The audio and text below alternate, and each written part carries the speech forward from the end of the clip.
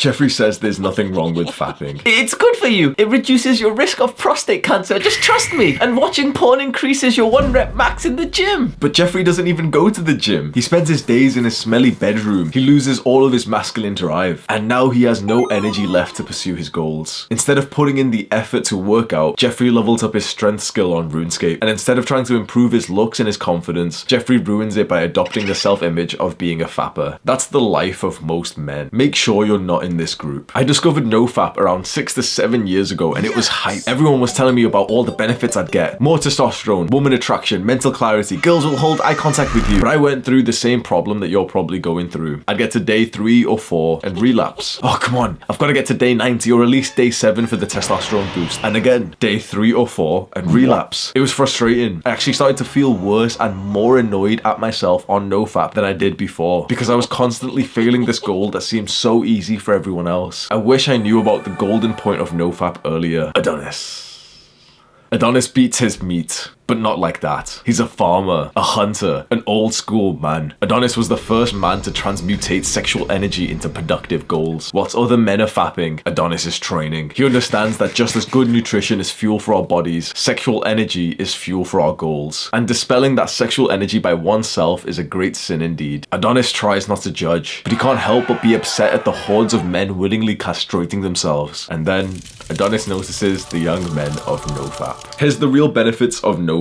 Because most of the Nofap videos on YouTube over-exaggerate this just to get more views. Number 1, and most importantly, it makes you feel like less of a loser. 2, you save a solid few hours a week that you can now put into productive habits like sleeping more or reading. 3, you feel like you have more sexual energy that you can now use as motivation for your self-improvement goals. 4, you begin to become attracted by normal girls again and you stop needing those fucked up fetishes. And 5, you start getting those rock hard erections easier and faster. I remember when I was a normal guy when I was fapping, it would actually take me a little while to get an erection, and sometimes with girls right in front of me, I was about to have sex and my dick would just not get hard. And now on Nofap, I literally get hard from eye contact. Like seriously, if there's a girl I love who's making eye contact with me, I get an erection. That's exactly how it's supposed to be. I've mentioned the golden point of Nofap many times on my channel, and I think this hasn't been talked about on any other YouTube video. This is the hidden key to the success of Nofap. And the reason why no Nofap YouTubers have made a video on this concept is because once you understand the golden point of Nofap, you no longer ever have to watch another Nofap video. That's why I hardly make any Nofap videos on my channel even though they get the most views. The golden point of Nofap is where you literally forget that fapping and porn even exist. It's where you don't even think about it. Getting obsessed about Nofap and constantly watching all of the Nofap benefits timeline videos is bad for you because you become obsessed with it and then it stays ingrained in your mind. When you're obsessed with Nofap, it starts to feel like a full-time job. Like, when am I next gonna fap? Don't reset the streak. We want to get to the golden point of Nofap, which is when you get to the urges, you don't even associate the sexual urge with fapping anymore. You get that sexual urge and it literally just feels good to be a man. So how do you get to the golden point of Nofap? There's 2 things you've got to know. 1, you've got to have realistic expectations of Nofap that don't